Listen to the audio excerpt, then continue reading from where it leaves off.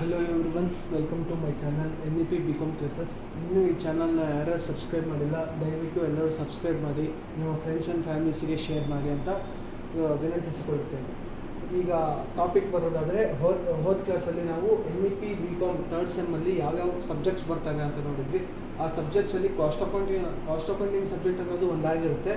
ಆ cost accounting ಸಬ್ಜೆಕ್ಟ್ಸಲ್ಲಿ ಎಷ್ಟು chapters ಬರ್ತವೆ? 5 ಚಾಪ್ಟರ್ಸ್ ಬರ್ತವೆ ಟೋಟಲಿ. ಆ 5 ಚಾಪ್ಟರ್ಸಲ್ಲಿ ಪ್ರೈಸಿಂಗ್ ಆಫ್ ಮೆಟೀರಿಯಲ್ಸ್ ಅನ್ನೋದು ಒಂದು ಚಾಪ್ಟರ್ ಆಗಿರುತ್ತೆ. ಸೊ ಪ್ರೈಸಿಂಗ್ ಆಫ್ ಮೆಟೀರಿಯಲ್ಸಲ್ಲಿ ಏನೇನು ಟಾಪಿಕ್ ಬರುತ್ತೆ ಅಂತ ಹೇಳಿದ್ದೆ. ಯಾವ್ಯಾವ ಟಾಪಿಕ್ಕು? ಫಸ್ಟ್ 3 ಟಾಪಿಕ್ ಬರ್ತವೆ ಟೋಟಲ್ ಆಗಿ. ಆ 3 ಟಾಪಿಕಲ್ಲಿ ಫಸ್ಟ್ ಟಾಪಿಕ್ ಬಂದ್ಬಿಟ್ಟು reorder level, minimum stock level, ಹಾಗೆ ಮ್ಯಾಕ್ಸಿಮಮ್ ಸ್ಟಾಕ್ ಲೆವೆಲ್ ಅಂತ ಹೇಳಿದ್ದೆ. ಇದು 3 ಸೇರಿದ್ರೆ ಒಂದು ಟಾಪಿಕ್ ಆಗುತ್ತೆ. ಸೊ ಇದ್ರ ಮೇಲೆ ಒಂದು 5 ಮಾರ್ಕ್ಸ್ ಕ್ವಶನ್ ರೈಸ್ ಆಗುತ್ತೆ. ಎಕ್ಸಾಮಲ್ಲಿ ಪಕ್ಕ ಕ್ವಶನ್ ರೈಸ್ ಆಗುತ್ತೆ. ಈ 3 ಟಾಪಿಕ್ ಮೇಲೆ 5 ಮಾರ್ಕ್ಸ್ ಕ್ವಶನ್ ಯಾವ ಥರ ಇರುತ್ತೆ ಅಂದರೆ, calculate from the following information, calculate reorder level, minimum stock level, maximum stock level, ಈ ಥರ ಒಂದು ಕ್ವಶನ್ ರೈಸ್ ಆಗುತ್ತೆ. ಸೊ ಹಾಗಾದರೆ ಈ ಸಮ್ನ ಸಾಲ್ವ್ ಮಾಡಬೇಕಂದ್ರೆ ನಮ್ಗೆ ಏನು ಬೇಕು? ಫಸ್ಟ್ ಫಾರ್ಮುಲಾಸ್ ಬೇಕು. ಏನು? Reorder level is equals to maximum consumption into maximum delivery period.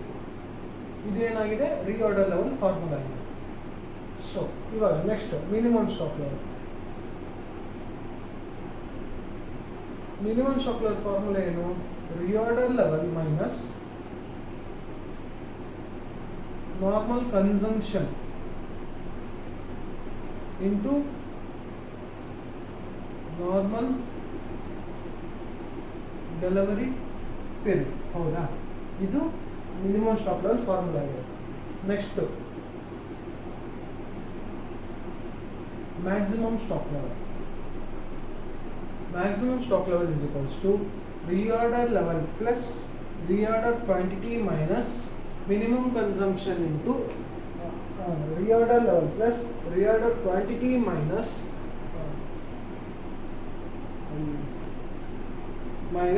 minimum consumption into minimum delivery period.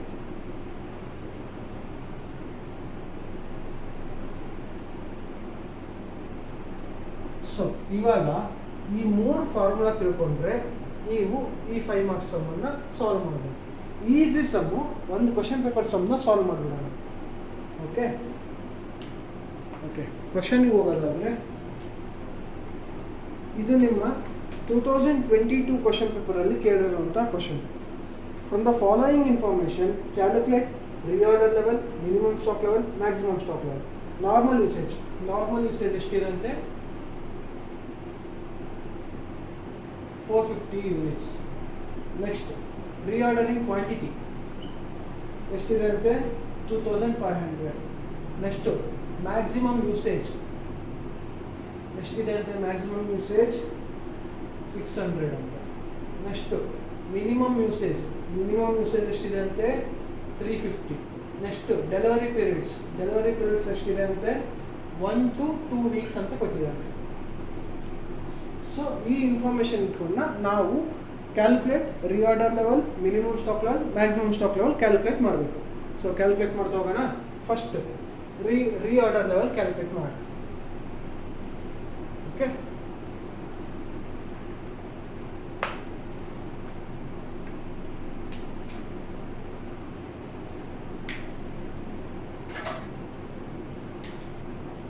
ಹಾಗಾದರೆ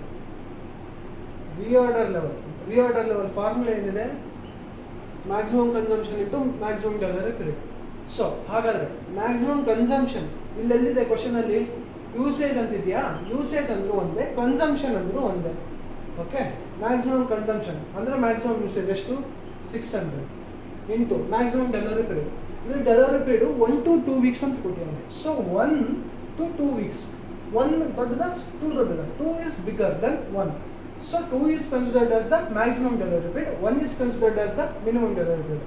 So we should take the 2 as a maximum delivery period. Reorder level is equals to 600 into 200, 1200 units is the reorder level. Next, what should we calculate? Next, minimum stock level.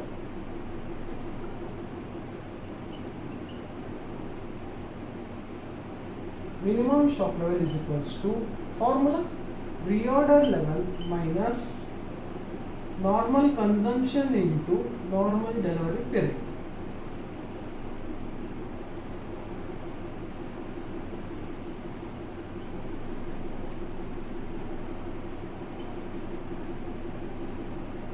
So here normal consumption and minimum usage are not, both are not same.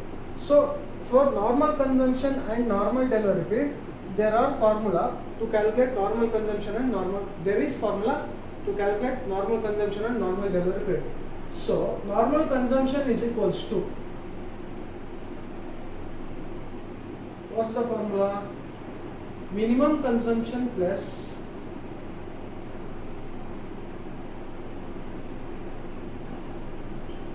maximum consumption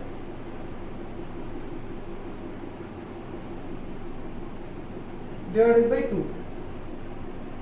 Then we get the normal consumption. Then what's the formula of normal delivery period?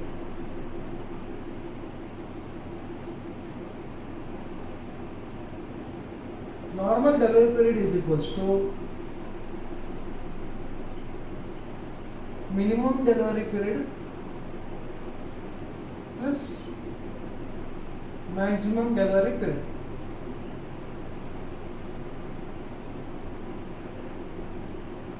Divided by 2. Then we get the normal delivery period. Now, normal consumption, minimum consumption plus maximum consumption. Minimum consumption is 350 units plus maximum consumption 600 units. 350 plus 600 divided by 2. Then we get the, in question they already give the normal usage is equals to 450 units. So minimum stock level is equals to reorder level 1200 units minus normal consumption 450 into normal delivery period. Normal delivery period is equals to minimum delivery period. What's the minimum delivery period? Minimum delivery period is 1 plus maximum is 2 divided by 2. 3 divided by 2 is 1.5. 1.5 is considered as the normal delivery period. Then 400 1.5. Then minimum stock level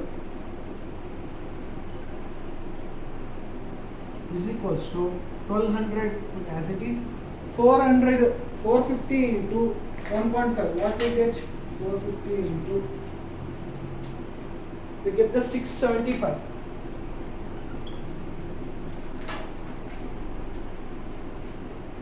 Then 1200 minus 675 is equals to minimum stock level. Minimum stock level is equals to 525 units. Then third one. What's the third one? Maximum stock level.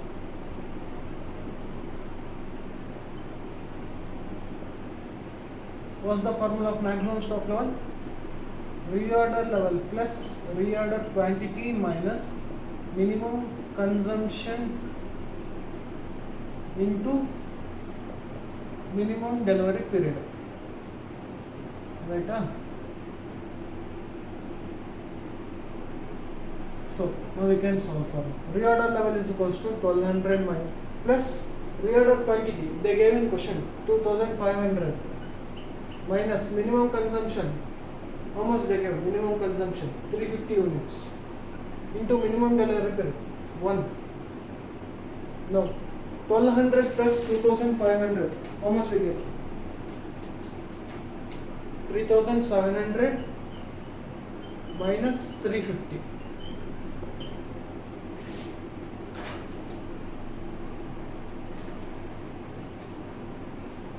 How much we get?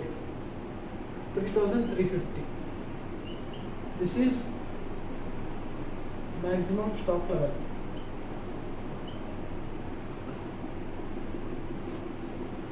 Then you will get the 5 marks. ಇಷ್ಟು ಮಾಡಿದರೆ 5 marks ಸಿಗುತ್ತೆ.